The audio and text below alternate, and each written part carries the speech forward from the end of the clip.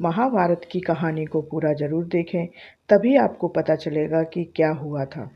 एक समय की बात है, महाभारत का युद्ध अभी नहीं हुआ था और पांडव व कौरवों के बीच तनाव बढ़ता जा रहा था।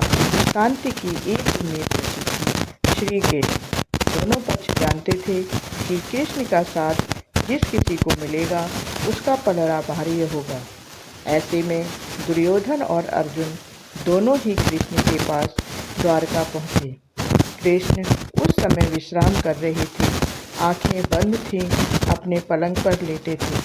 अर्जुन श्रद्धा से उनके चरणों के पास बैठ गए, जबकि दुर्योधन अभिमान बस उनके सिरहाने जाकर बैठ गए। कुछ समय बाद जब कृष्ण जागे तो उनकी नज़र पहले अर्जुन पर पड़ी, क्योंकि वह उनके चरणों के समीप था। कृष्ण मुस्कुराए और बोले, अर्जुन, तुम कब आए? दुर्योधन तुरंत बोल पड़ा, भगवान, मैं पहले आया हूँ, इसलिए मुझे पहले सुनने का अधिकार है कि आप मेरे साथ होंगे या नहीं।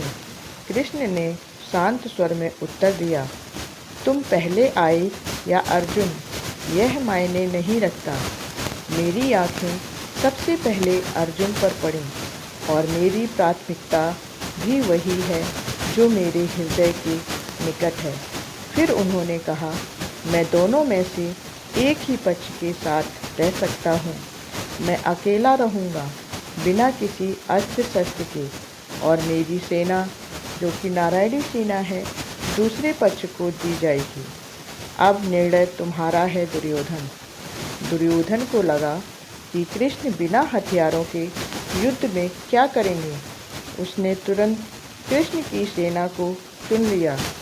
अर्जुन ने बिना हिचक कृष्ण को स्वयं के लिए चुन लिया, निशस्त्र परंतु साक्षात भगवान। लेकिन यह सब तो आरंभ था। कुछ समय बाद जब दुर्योधन को अहंकार चढ़ा और उसे लगा कि कृष्ण अब कुछ नहीं कर सकते, वह एक योजना बनाता है। वह जानता था कि कृष्ण अकेले सोने जाते हैं और द्वारपाल भी उन्हें परेशान नहीं करते। उस रात वह चुपचाप महल में घुस गया। वह कृष्ण के विश्राम कक्ष में पहुंचा। कृष्ण मुस्कुरा के दुर्योधन दरवाजा खोल दिया और अपने गुप्त सैनिकों को आदेश दिया, और आदेश सैनिकों ने कृष्ण को लोहे की जंजीरों में पकड़ लिया। पर चौंकाने वाली बात यह थी कि कृष्ण ने कोई प्रतिरोध नहीं किया। उन्होंने एक शब्द भी नहीं कहा। उन्हें बंदी बनाकर हस्तिनापुर लाया गया। महल में उन्हें अंधेरे कक्ष में रखा गया, जहाँ कोई रोशनी नहीं थी। दुर्योधन ने विजयी स्वर में घोषणा की, अब कृष्ण मेरी कैद में है। अब कोई भी चमत्कार नहीं होगा। अब कोई भी युद्ध में नीति का खेल नहीं चलेगा। मगर उसके बाद जो हुआ वह कोई कल्पना भी नहीं कर सकता था। कृष्ण ने अपनी आंखें खोली, एक हल्की मुस्कान उनके चेहरे पर आई। उन्होंने कुछ नहीं कहा, बस धीरे से खड़े हुए और उनकी आंखों में एक दिव्य तेज प्रकट हुआ।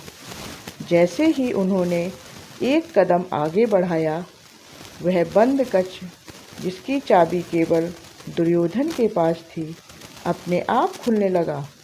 ताले गलने लगे, दीवारें कांपने लगीं और तभी कृष्ण का विराट रूप प्रकट हुआ।